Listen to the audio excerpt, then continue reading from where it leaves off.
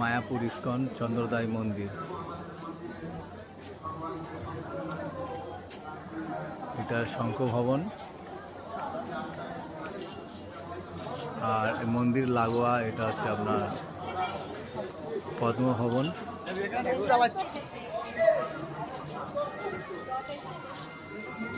জগন্নাথের রথযাত্রা উপলক্ষে এই মন্দির সেজে উঠেছে। আমাদেরই এই রাজাপুর, মায়াপুরেই থেকে 5-7 কিলোমিটার দূরে, যেখানে রাজাপুর জগন্নাথ মন্দির আছে। ভগবান ওখান থেকে রথে করে, জগন্নাথ বলদেব সুভদ্রা সুদর্শন চক্র, ওনারা রথে করে এখানে আসেন।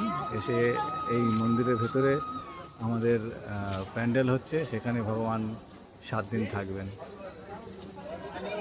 এই সেই পদ্মভবন। এখানে এটা লোটাস পার্ক।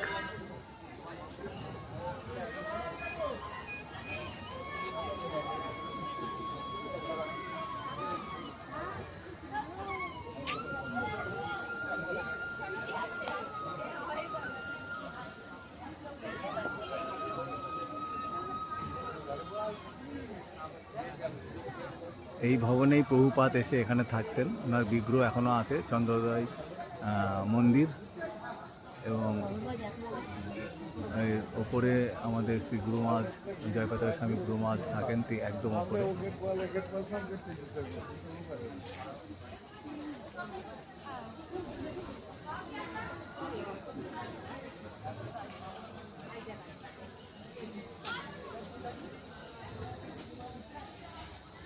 দেখছেন খুবই সুন্দরভাবে সেজে উঠেছে, মানে সাজানো হয়েছে।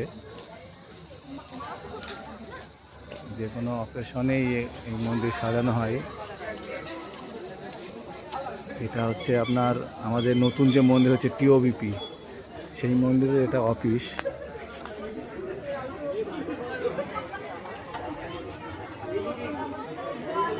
টিওবিপি সেবা।